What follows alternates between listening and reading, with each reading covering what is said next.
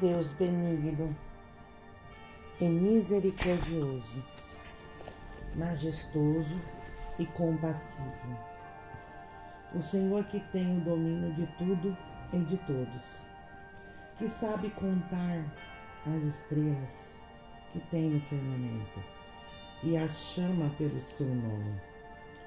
O teu entendimento não tem como medir. Perdoa as minhas fraquezas, pois são milhares diante de ti. Os meus pensamentos que correm às vezes desenfreados, querendo trair a minha confiança em ti.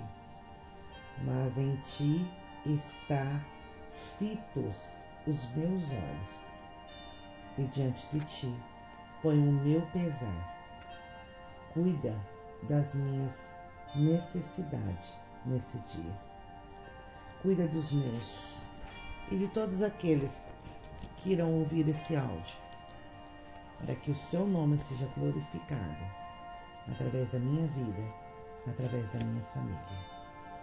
Bom dia, boa tarde, boa noite, seja qualquer hora, seja qualquer momento que for o seu de leitura, que esteja com a presença do Espírito Santo, o nosso Consolador e amigo, que irá nos ajudar mais um dia.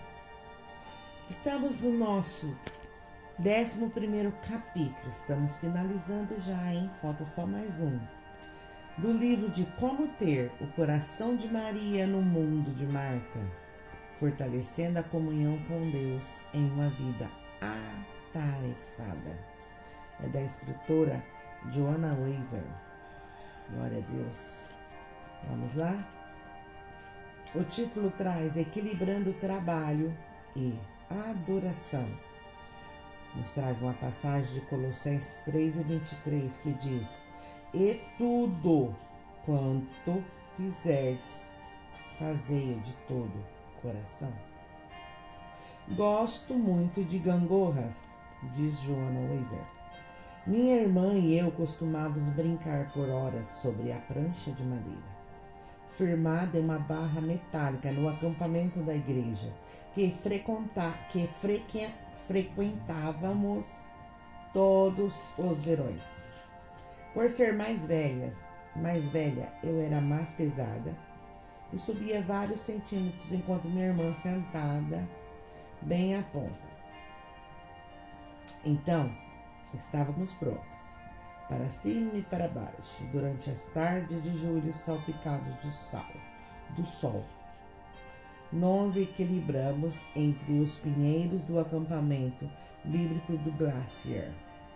Gostávamos principalmente daquela perfeita sincronia, movimentos para cima e para baixo, até que ambas as extremidades ficassem suspensas no ar. Equilíbrio genuíno e delicioso. Sem solavancos, Linda gritava sempre que eu jogava meu peso para trás.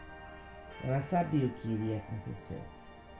A mais insinuante mudança na distribuição do peso tirava o meu lado do prumo, fazendo com que a prancha acertasse o chão e lançasse minha irmã a 16 metros de distância. Bem, nem tanto, mas eu sempre tentei. Era uma grande diversão. Isso é, até aparecer meu primo Chuck.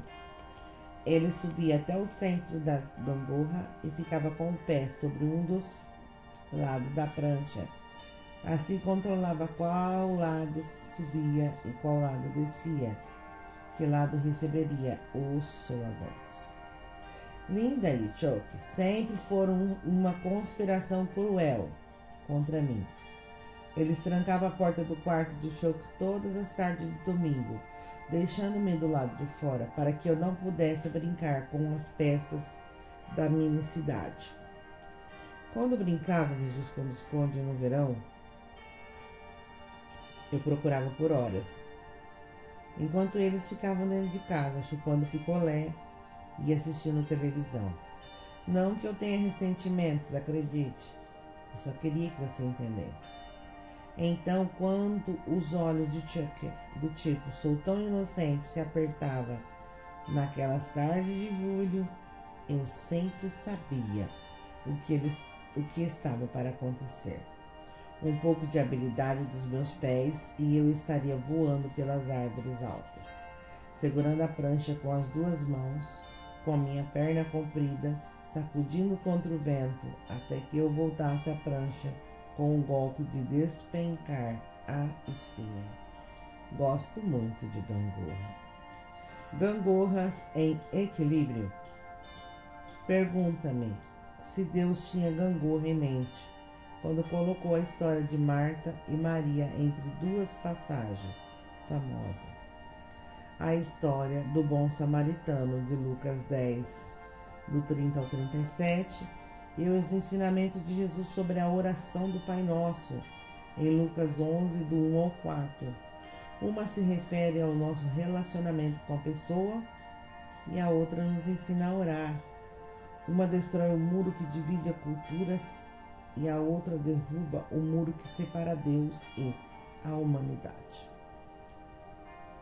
Talvez seja esse o motivo pela qual essa pequena porção das Escrituras seja tão importante. Na história descrita em Lucas sobre duas mulheres e um Salvador, encontramos o sustentáculo, o ponto central da nossa gangorra espiritual. O segredo de equilibrar a parte material com a espiritual e as obrigações com a devoção. Sem esse sustentáculo, essa história são duas pranchas de madeira separadas. As duas são importantes, as duas são verdadeiras, mas quando colocamos as verdades fundamentais do trabalho e da oração no eixo da vitalidade, quando enfrentamos a situação, o problema está aqui e o que devo fazer, começa a diversão de verdade. Tenho de admitir que me esforço para manter o equilíbrio. Há alguns meses oferecemos nossa casa para uma festa da igreja. Eu fiquei mais tempo na cozinha do que no culto de adoração. Eu mal consegui ouvir o pregador. Ele parecia dinâmico. Meu marido até apareceu na porta da cozinha e disse: "Você está perdendo." Mas eu estava inflexível. "Esses pratos têm que ser lavados", respondi, enquanto assoprava uma mecha do meu cabelo, que caía sobre os olhos. Não queremos ficar aqui limpando a noite toda?" Não sei exatamente em que momento da noite fui atingida. Obviamente, sou um pouco lenta, especialmente quando se leva em conta que eu já havia escrito metade deste livro. Mas ter o coração de Maria e o mundo de Marta era a última coisa em que pensaria naquela noite. Eu estava agindo como uma Martha Stewart. Os pratos brilhavam, os copos cintilavam, e até mesmo o jogo de panela incompleto parecia novos agora. No entanto, quando tudo terminou, percebi que havia perdido algo muito especial. Jesus estava no nosso meio e eu, ocupada demais, lavando os pratos. Perdi a oportunidade de sentar aos pés do Mestre. Esqueci completamente de tudo que havia aprendido sobre o equilíbrio entre trabalho e adoração. Ai, solavancos de novo. Nosso exemplo supremo. Jesus foi a pessoa mais equilibrada que já houve no mundo. De fato, ele veio também para isso, para nos mostrar como administrar o complicado equilíbrio entre o trabalho e a adoração, entre o que fazemos e o que somos. Ele demonstrou como a nossa gangorra deve ser em Lucas 10, 25 e 28, justamente antes da parábola do bom samaritano. "Mestre, que farei para herdar a vida eterna?" perguntou um doutor da lei, para colocar Jesus em uma situação difícil naquele dia. O que posso fazer para garantir uma passagem segura ao céu? Uma boa pergunta. Mas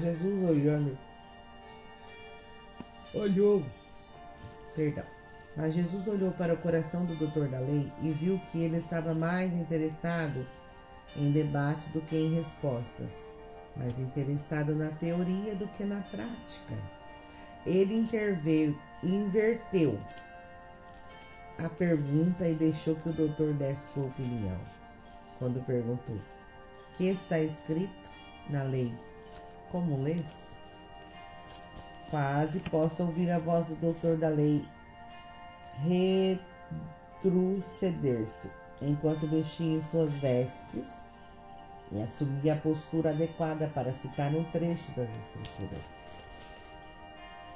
Todos interromperam o que estavam fazendo. Os bebês se acalmaram, as crianças pararam de caçar borboletas. Eles identificaram que já conhecia a porção da Torá, enquanto ela ressoava pela boca do sábio. Amarás o Senhor teu Deus de todo o teu coração e de toda a tua alma, e de todas as tuas forças, e de todo o seu entendimento, e ao teu próximo como a ti mesmo. Lucas 10:27. A última frase ficou no ar. A voz do doutor da lei diminuiu, enquanto levantava sua mão em direção ao céu para enfatizar. Todos estavam em silêncio. A multidão aguardava fascinada. Os olhares se transferiram do doutor da lei para Jesus. O que o rabi itinerante diria diante de tão sábia resposta? Posso imaginar Jesus sorrir, inclinando a cabeça para frente no momento em que dizia: "Respondeste bem, fazem isso e viverás." Fim da discussão. O sábio recebeu nota A. A mais. Próxima pergunta. Entenda: amar ao Senhor teu Deus e ao seu próximo como a si mesmo era e é exatamente o que Deus sempre quis de nós. Uma imagem perfeita de uma vida equilibrada. Esses dois versículos resumem a unidade do Antigo Testamento com o Novo. Deus quer que os amamos, que amemos ao Senhor de verdade. Além disso, Ele deseja que nos amemos uns aos outros, que amemos uns aos outros de verdade. E a maneira que sabermos que pertencemos a Deus, é a maneira de sabermos que pertencemos a Deus, se nós amarmos uns aos outros. João 13:35. Amor a Deus, amor ao próximo, adoração e trabalho. Estes são dois extremos da nossa gangorra. Embora o amor a Deus venha em primeiro lugar, não pode ser separado do amor ao próximo, um resultado do outro. E esse é o significado de viver com uma vida equilibrada, uma vida como a de Cristo. Mas o doutor da lei parecia não entender bem, e mesmo se tivesse entendido, não parecia disposta a desistir. Esse rebelde vindo do populacho de Nazaré havia se saído melhor do que ele. Então, querendo justificar-se a si mesmo, o homem desafiou Jesus. E quem é o meu próximo? Lucas 10:29, ênfase minha. Agora sim, deve ter pensado o doutor da lei. Eu o peguei. Essa pergunta simples havia embaraçado os sábios religiosos por séculos. Quando você faz de Deus sua propriedade exclusiva e o chama a todos os não-judeus de Goi, ou cães gentil, sua lista de próximos admissíveis diminuiria dramaticamente. Definitivamente, Jesus não é a pessoa certa quando você não está interessado na verdade. e só deseja uma conversa animada, porque Ele é a verdade. Quando você bate, Ele abre a porta. Quando você busca, Ele se revela. E quando você pergunta, às vezes recebe a resposta que não gostaria de ouvir. Foi o que certamente aconteceu no caso desse pobre doutor da lei. O que ele conseguiu foi um exemplo ruim de solavancos. Quando Jesus golpeou sua perspectiva legalista e super espiritual através de uma ilustração prática sobre o amor ao próximo. Estamos finalizando aqui mais um áudio. Seja para a glória e honra do nosso Deus. Fique com Deus e até uma próxima.